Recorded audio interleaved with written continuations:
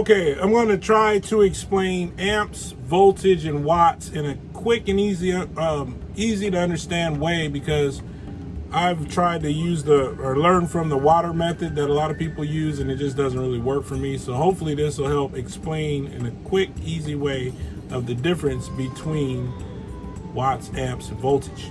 Here we go. Okay, so imagine that you're the owner of a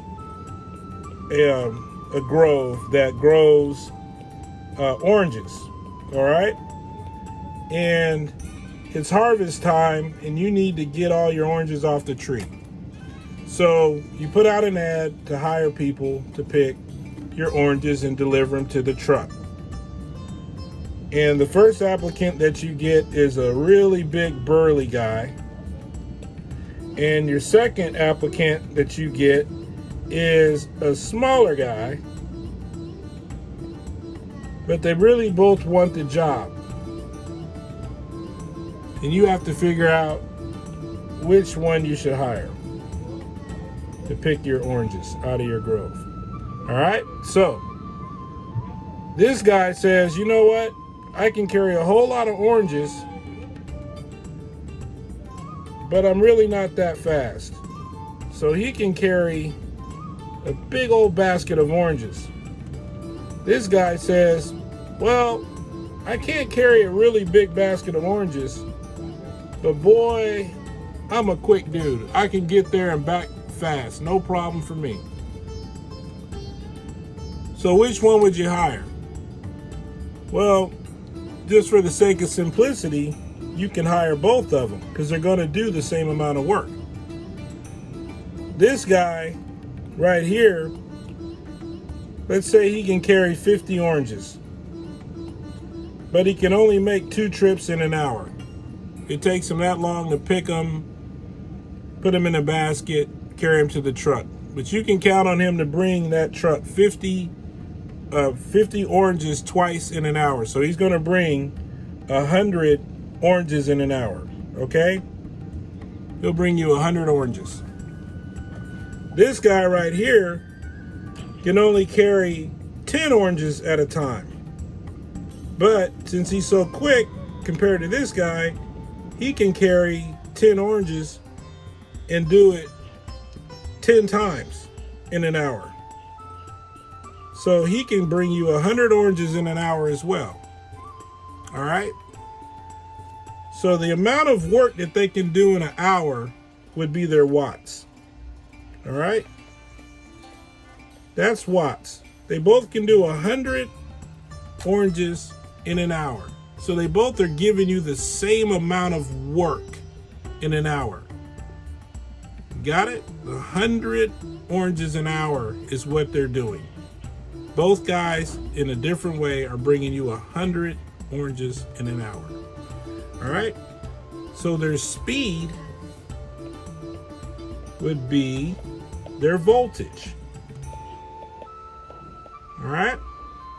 And the amount of their basket size would be their amps. All right, so let's say basket size. All right, so their basket size is their amps. The speed at which they move would be their voltage. So this guy has a really high voltage. He moves quick, but he doesn't have very many amps. This guy has a very high amperage. He moves slow, but it doesn't have to be slow. But since he moves slow, he's still able to do slower than this guy. He's still able to do the same amount of work because he can carry more at one time. So this guy has a higher amperage, but a lower voltage. This guy has a higher voltage, but a lower amperage. But both of them can do the same amount of work. So if you picture 12 volts, that's not really that fast, but let's say you have a lot of amps. That's still a lot of power.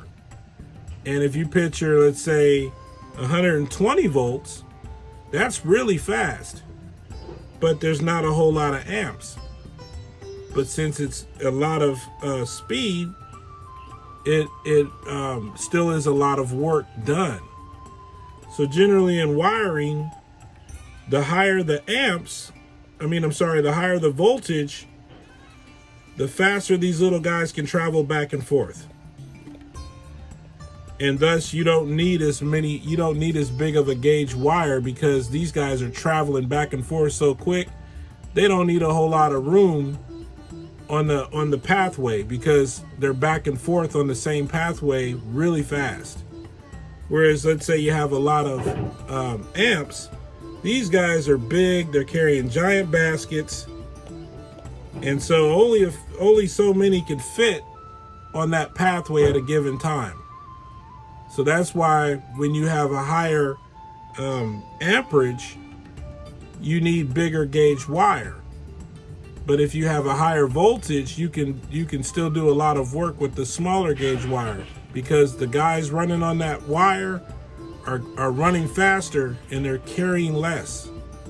Whereas the guys on the other side, on the amperage, they're going slower, but they're carrying more. So they need more space because they're big and they're wide. So that's why you can run a space heater with the little tiny cord, but to jump your car with 12 volts, you need these massive cables. That's why there's a difference in that. Hopefully this brought some clarity to you guys. Thanks for watching. We'll keep it nice and simple and short. Take care. All right, so just thought about this before I actually officially end this video. It's just to be clear, so you guys know what I'm saying here, just so we know for sure, is the voltage, all right, multiplied by the amps, right, equals your watts. All right, so I think I kind of made that clear, but I really want to drive it home because I'm not sure I made it clear enough. So if you have 12 volts at 10 amps, then you would have 120 watts. All right, so 12 volts at 10 amps is 120 watts. Let's say you have 1 volt at 120 amps, you would have 120 watts. Does that make sense? And you can break it down all kind of ways you want to, but watts is voltage multiplied by amps. So that's how much work can be done by that circuit. All right, take care.